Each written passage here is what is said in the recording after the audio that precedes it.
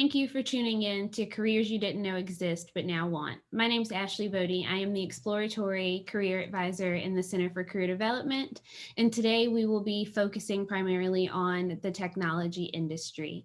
I will now turn it over to our guests to introduce themselves. Hi, my name is Sarah Brewitt. I'm with Fast Enterprises. I'm a recruiter for Fast and have been there for almost 10 years now. And at Fast, we are a software development and IT consulting company that works solely with government agencies. Hi there, Ashley. I'm Kevin Davis. I am the Chief Information Officer here at Davidson College. I've been at Davidson for 4 years. This is my third institution. I've been in higher ed technology since the mid-1990s as a student employee. So for me, my whole pathway in my career came from being a student employee and having a campus job, getting me into a career. So I'm really excited to talk to students who are beginning that journey here. Hi, Ashley. I'm Chloe Porosley. I'm the Cybersecurity Fellow at Davidson College Technology and Innovation. I'm here to provide some insight as to what I do on the daily and provide advice. Thanks. Awesome. Thank you all for taking time to speak with me today. So just to get it kicked off, I'd like to really just dive into the different opportunities that are available within that technology industry. If you all wouldn't mind chiming in and telling me what a typical day looks like in the particular fields that you all are in.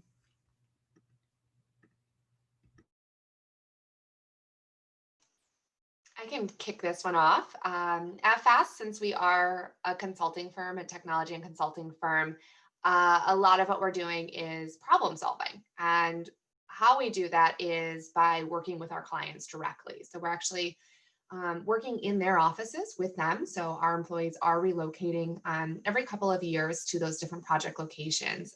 But part of consulting is we need to take our area of expertise, which is the technology and the software side, and partner it with our clients' area of expertise, which within government, it's tax, unemployment insurance, and motor vehicle and driver services for us. So we are in meetings, we're talking to them, we're gathering requirements, we're getting a better understanding of what their current process is, if there's any ways that we can make improvements upon that process.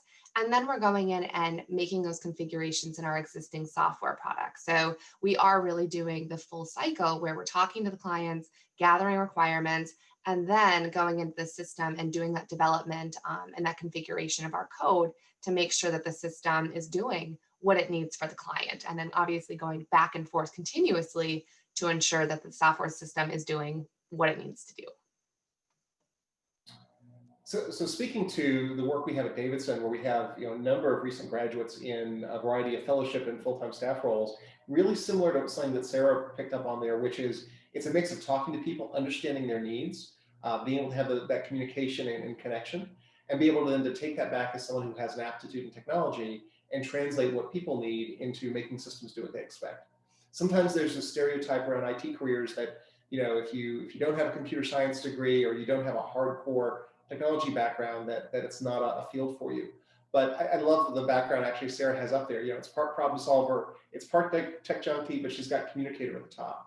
A lot of our roles, especially our recent graduates, are working with faculty, staff, students, parents, alumni, understanding a problem that's going on, understanding an issue or a need they have, speaking with empathy, speaking with humanity, speaking to help understand and put them at ease, and then bringing that back and either directly solving a problem or translating that to people with a specialty and knowing who that specialist is who can solve the problem. So our folks are in a mix of roles of taking in questions that our community has. Chloe will talk more about the role of actually going through security data and security events and potential information security issues. And we have people who meet with folks and then do scripting and coding to actually build applications or interfaces that work really well for people.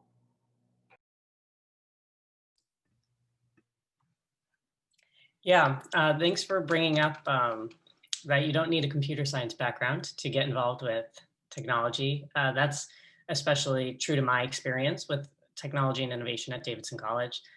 I graduated with an environmental studies degree, so I wasn't the typical computer science to technology student profile, I guess.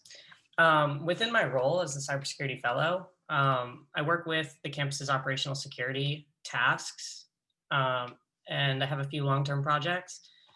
Our security tasks involve monitoring our security information and event management systems, our user activity logs. We investigate phishing events, business email compromise events, and malicious website incidents. We go through our firewall and filter DNS activities, and we have a few antiviral, anti-malware detection services.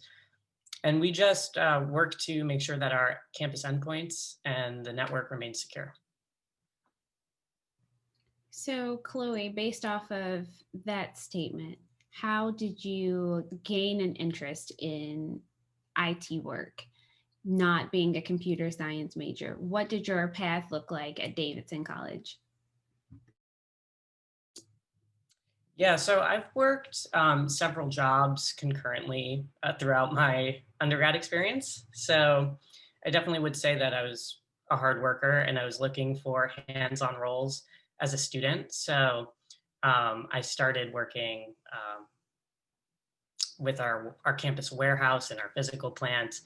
I moved on to the campus farm, and an infrastructure role opened up in my third year with technology and innovation. And so it was part contract work. So kind of drilling, drywall, installation, access layer to our campus network. And so that kind of got me in the door and into learning more about network infrastructure and what opportunities were available in the industry. One of the absolutely great things about student employee jobs, so I'd recommend to any student who's looking at things, they're great ways to get that sort of, get an appetite of what you can do in technology. You know, we hire almost 20 student employees a year. The library and their digital learning team hires plenty of students. College communications hires students. It's a great way just to get a taste of what that career can be. Some of us, like I mentioned, I mean, I started in this as a college undergraduate, and I've kind of never left the field. But one of the things that we look for as hiring managers within my organization is we're really looking for technology aptitude. Because if you hire someone who has a certain skill set in technology and you say, I need a person who can do exactly X, Y, Z, the reality is everyone's job in technology changes 10% or so a year. What I really value is aptitude and adaptability, and those liberal arts skills of being able to figure things out, adapt to new environments, recognize the world is changing, realize most things are in the gray. There's very little that's black and white. So getting your foot in the door is great, and then a liberal arts skill set and some technology aptitude, which means just the ability to do the work, if not the experience, means you're going to be able to adapt and persist and have a longer term career than if someone has a very fixed skill set, but thinks that skill set will carry them in their 20s and their 30s and 40s and 50s. These jobs are always changing, and being able to have those human and soft skills plus a technology aptitude is super important. Yeah, I will say that the role with as a student worker for technology and innovation before entering the cybersecurity role, from an academic perspective, it functioned a lot like a lab in the sense that I worked very closely with a mentor who imparted a lot of knowledge, wisdom, and industry insight, which allowed me to then move forward within networking and security. Now, to your point, Kevin, and I think this will be a great question for both you and Sarah, what is the entry level point for a student or a graduate looking to break into the field? And aside from those soft skills and technical aptitude, are there any other things that you look for in a new hire? Yeah, everything that's been mentioned is true for, I think, any company. That aptitude, the willingness to jump right in, all of that, I think every single company is looking for. For FAST in particular, the majority of our jobs are entry level. We are hiring students straight out of college for the work that we do. One big reason for that is our system is proprietary. So you have to start from square one. Even if you have 5 years of experience, you are starting from the beginning. And so for us, being willing to learn and know how to learn is really important because it is a proprietary system. Our product's also written in visualbasic.net, and not a lot of students have experience with that language, they have another object-oriented language, and being able to learn and teach themselves is important. Knowing when to ask questions is really important. Kevin mentioned there's a lot of the gray matter and gray area. That's so true with us as well. So thinking outside the box and not just kind of getting pigeonholed into one area. We also really look for students who take that drive and don't hesitate to jump right in and get started. And they're not waiting for someone to say, have you finished this task yet? Let me give you another task. Instead, they're taking it upon themselves to see where there can be improvement and jumping in. Obviously the soft skills, being able to communicate effectively, all of those things are what we look for in candidates, and being able to just have that willingness to learn and to jump in ultimately isn't any different compared to any other company. As far as, hard skills that we have to see within a candidate would be really just object-oriented programming, some exposure to it. Outside of that, I don't think we're very different from really any other company out there for what they're looking for. So in our case, we have sort of two common pathways for immediate recent graduates. We have the Davidson College Fellows Program, which has opportunities throughout TNI and also some other divisions. And then we have full-time staff roles in the organization. On the fellows, every year it's slightly different mix. This year there's one in our digital transformation team, which works on projects to basically deploy new systems to help modernize our business and operational processes and the student experience. So we have a fellow working in that area this year. We have a fellow in our support center, so answering questions from the campus, taking phone calls, working on all the new paw printers that you have out there as students this year. One of our fellows helped roll a lot of this out. And we have the position that Chloe's in, doing cybersecurity work. The library also has a digital learning fellow. They may have two fellows this year who help out with helping faculty use technology in their courses and with archive and other projects. College communications, two of the folks on their team who help maintain the campus website and web properties were actually both former fellows, one in the library and one in IT. So we have seen folks progress from those fellow roles into full-time staff roles, or go on to graduate programs, or like in the case of one of our fellows a couple of years ago, do a fellowship at Davidson in information security, and then use that as a bridge point to an information security job with a large corporation. So we definitely want those fellow positions to be opportunities and exposures and chances to further someone to a career or graduate school, whether that's in technology or whether they say, you know what, I tried it and this just isn't for me. I really would rather do something else. It's a great way to have that discovery. Awesome, thank you. Do you have any recommendations for certifications, trainings, professional organizations that a student that's trying to pursue this field should possibly look into, just to further develop their skill sets, those hard skills that you spoke of? For us, and I think this is going to be where it really differs from one company to another, what skills they're looking for.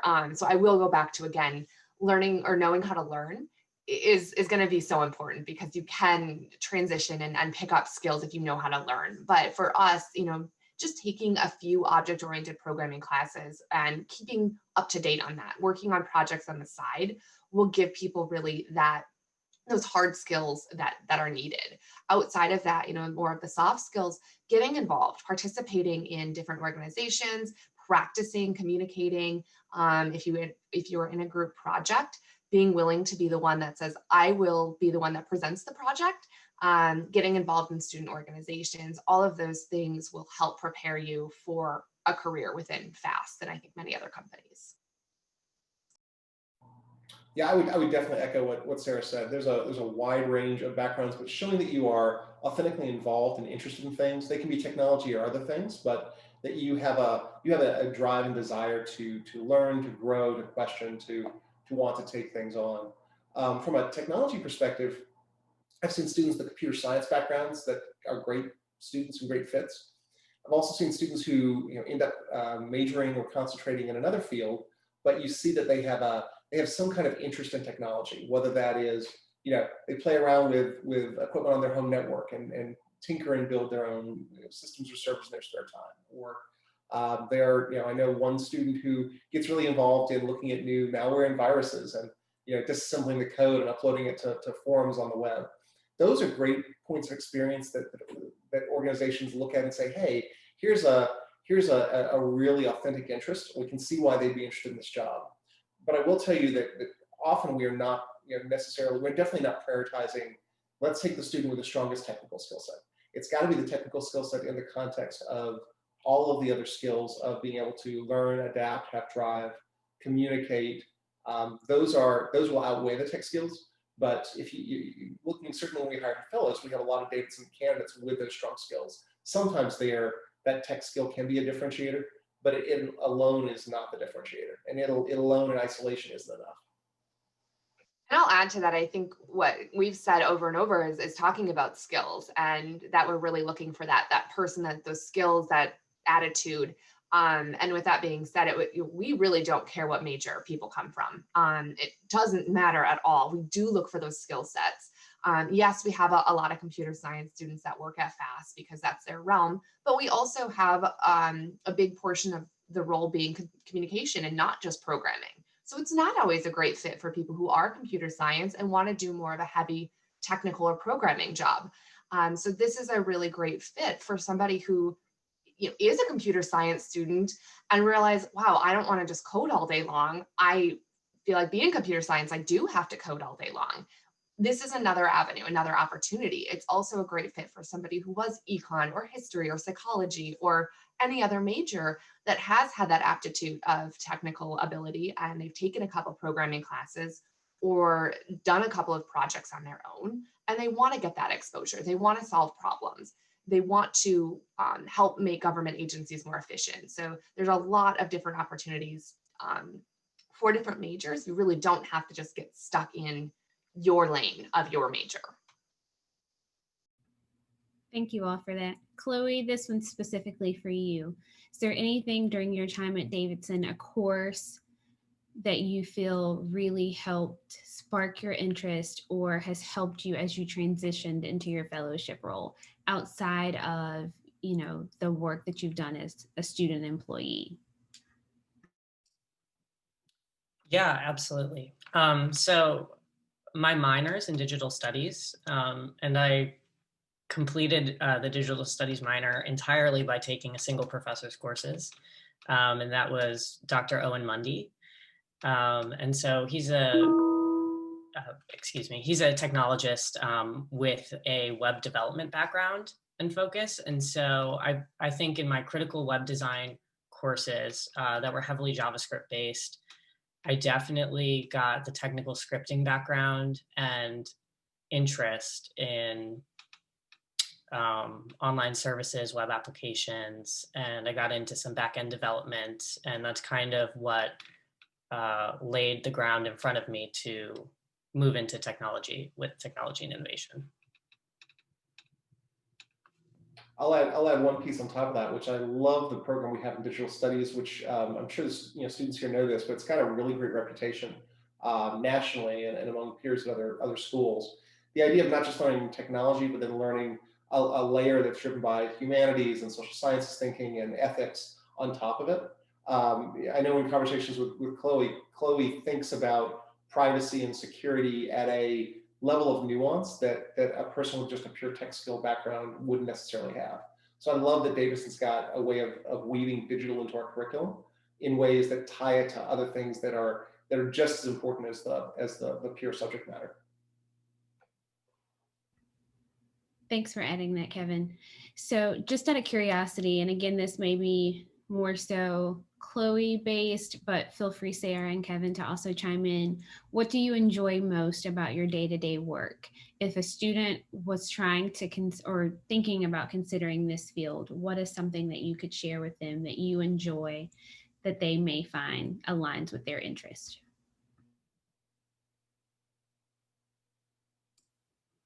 Was that directed at me first, Ashley? Yes. Yes, okay. Sorry. Yeah, so something that I'm really excited about daily, I guess, would be so you go into cybersecurity and you know that it's a networking and kind of infrastructure Well, it involves enterprise network structures, but for me, I didn't really understand that the security aspect of it was so present, and the degree of investigation that goes into our incidents. And so I really like putting two and two together and kind of understanding how something has come to be. We have phishing campaigns that come from a side of the internet that's automated and web scraping content. So it's all artificially constructed, but it comes into our system somehow. So I think those are kind of the things that are most interesting to me.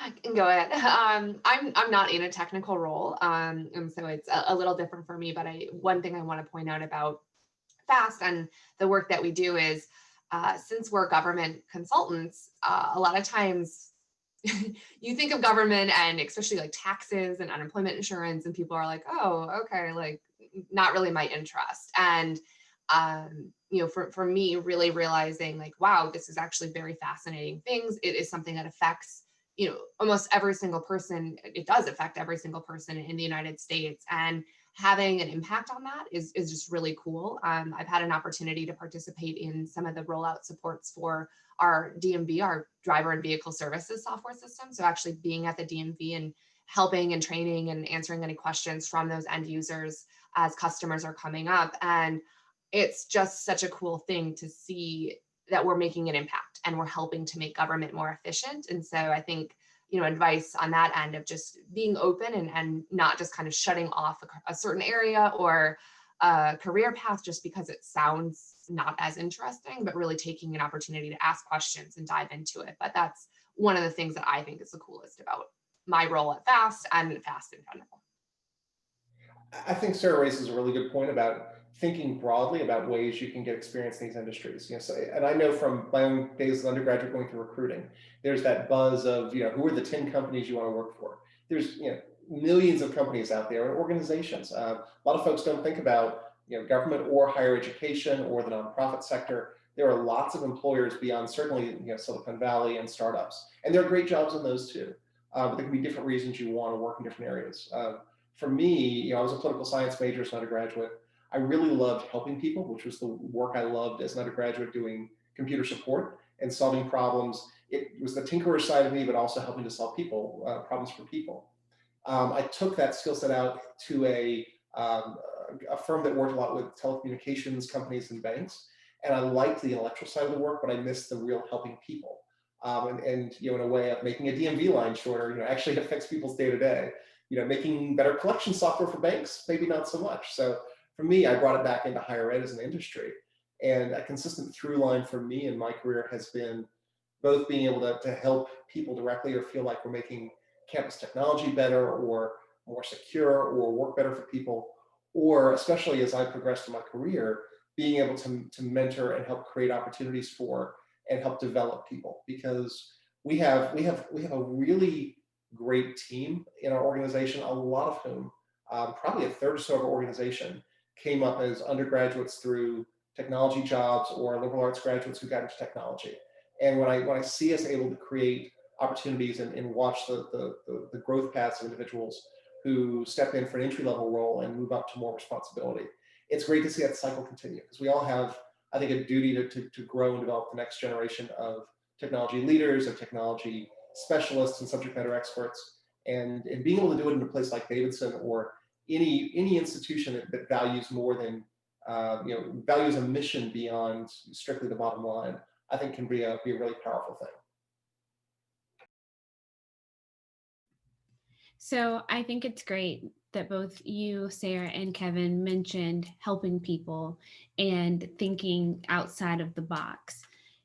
Normally, when individuals think of technology, you don't necessarily think of being able to work to improve someone's life or to help someone. And so that just goes to further support the statements that you all have made throughout this discussion, that it's not just your day-to-day coding or connecting the wires, but you're making an impact, which I think is huge. Before we close out, will you all just share some of the unique experiences or opportunities that are available for students? I know, Sarah, you touched briefly on the opportunities that are available at Fast Enterprises, but if you want to give just a little more information about that. And Kevin, you and I spoke about some opportunities that are unique outside of just the Davidson scope, but also within Davidson. Yeah, so at FAST, the majority of the people that we hire are going into our implementation consultant role, which is that combination of consulting, working with the client, and then configuring our software system. However, we do have some areas that are a little bit more specialized as well, and are also entry level. We have a technical team member, and this is more of an IT role. So going to be a little bit more similar to what Kevin and Chloe are talking about, where they are the first ones on our project to set up our software on the client servers. They're managing the networking and the security side of things. They're not only our government clients, their clients, but also our FASTI employees are their clients and managing the security side. Our conversion team member, they're definitely our SQL, our SQL gurus, and they're responsible for converting all of the data from the client's legacy system. So thinking about a system that's maybe 30 years old, it's a lot of data and it's probably some junk data. They're making sure that all of it is converted correctly and accurately, nothing's missing over into our new system. And then we do have a data role that is not hired for as often, but it is a great opportunity for people who really are curious, really like to think outside the box, and can not only pull that data, but also analyze it and really understand it, and look into see, here's this data, what can we find from it? How can we make our clients' process a better process? And so those are the most common roles that we hire for within FAST, and all of them are still going to require all of the skills that we talked about earlier today. So I know I talked already a bit about sort of the fellows roles as well as the IT support roles that are the most common places that we hire into. I guess I'll maybe answer it by thinking broadly. If I'm a student, if you're a student who's in the midst of looking for a technology career and how to get started and the kind of skills you need, one big difference versus 20 years ago, it used to be that there were many more deep technical roles to deliver an IT service. So deliver email, you need the person who ran the server on your premises, the person who networked the server, and the person who installed the mail software and ran the mail software. And those would be people with 5 or 10 years experience in those roles. More and more organizations buy their IT services as what's called software as a service, or SaaS. So it's where you pay a Microsoft or a Fast Enterprises or a company to consume the software that they run for you. What you're doing much more of then is becoming an expert at problem solving. So these systems will now have web-based interfaces, but you'll be going in 10 layers deep into menus, configuring a program to work the way it's expected, or setting up security rules. Or like some of the scripting Chloe talked about, you do API-driven scripting, where you write scripts and code in a platform or standalone that maybe pulls data out of one system and pushes it to the other. So it used to be that we sort of handcrafted every system. Now we do a lot more of the plumbing between systems. So we'll take a system like Banner that students know from their registration experience, and we might have a need to pull all the data about a student's current enrollment from Banner and send it to another system. So we'll do a lot more of troubleshooting how those data flows work. That opens up the accessibility of IT careers much, much more, and lowers the experience barrier coming in. And then in an area like information security, frankly, there's a huge shortage in the industry in information security. A lot of the mid-level to senior roles will absolutely require experience, and that's part of what contributes to the shortage. You want people who have deep experience to be able to handle a wide range of problems. There are also plenty of entry-level and starting points for this. A lot of them come in the kind that Chloe is working on, which is security investigations. Here's a log of 1,000 events yesterday. We need to go through and parse those and look for anomalies and find issues. That's a great starting point of the field. So too is security training and awareness. A lot of organizations need folks who train their new employees, who follow up with you after an email phishing event, who help you, reset your password or enroll in 2-factor authentication. who deliver training courses. So there are a lot of pathways in the security world, and a lot of the certifications require a few years experience. So you can use that entry experience and grow yourself into a more senior role. But there's a very, very high demand for those roles. They're very hard to fill right now. And this question is for everyone. Well, not necessarily a question, but more so just an ask. If you had to give a bit of advice for someone looking to either go into information security, technology, consulting role, what would that be for a recent graduate or student just considering the field? I would say know what you're looking for now. Have, as an employer, as a recruiter, I'm going to ask, what are you looking for? And have an idea of what that is. By your senior year, you should have a good idea. Don't wait till your senior year to tell me, I'm not sure, I still want to get my foot in the door, I want to explore some careers before I make my mind up. I fully understand that that's probably going to happen just naturally, but you shouldn't be going into your first full-time opportunity as an internship experience where you're just trying this out. On top of that, I also don't think that you need to just pigeonhole yourself into something.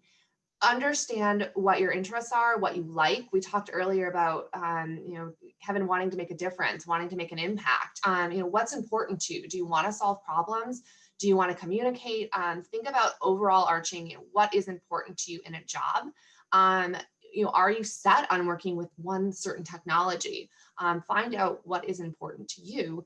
And then if you do have a varied level of interest in your career path, make sure that you are tailoring that to each company that you're talking to and being aware of what they're looking for. I can't tell you how many times people come up to us and they say, oh, I really want a career in cybersecurity or, hard or nose down, development, where all they're doing is developing. And those are things that we can't offer and don't have within FAST. And it kind of ends the conversation of, well, that's what you said you're looking for, so I don't know if FAST is a great fit. So tailor your conversation to the employer you're talking to, and at least understand what it is that you're looking for, what interests, what areas you want to go into. Yeah, I think that's a great point, and I would underscore that the notion of find relevant experiences and don't worry about the experience being what looks like a capstone. So I know students are always really stressed about those summer internships. If I don't get an internship at Google or Amazon or Facebook, I'm closing a door. I think a lot of us as hiring employers carry a lot more about you had an authentic experience that showed us why you're interested in something and got you some relevant experience. Great example, one of the fellows we've had recently who does technology support is absolutely amazing at it, has a background that included theater studies work. And one of their work experiences was working in a theater, because they were always into tech, a lot of their work was then running tech for the theater. If I want to think about and they had all this great experience of running lighting systems and programming lights, and if I want to think about someone who can work in a mission critical role and handle a stressful situation, I mean, you've got a whole audience that has to be supported by this event you're helping run. That's an awesome experience, and that actually for us is much more relevant and much more exciting to see as a background than just I had a 3-week career exposure at this organization you've heard of, because they really had to, no pun intended, they had to perform in that role. So that was a great hook to help them get a foot in the door.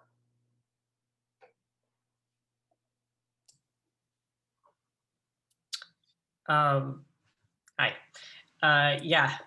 So for students who might be interested in going into a technology heavy or security or infrastructure type role, my recommendation for how, like Kevin was saying, most of these positions require that prior work experience or knowledge with networking.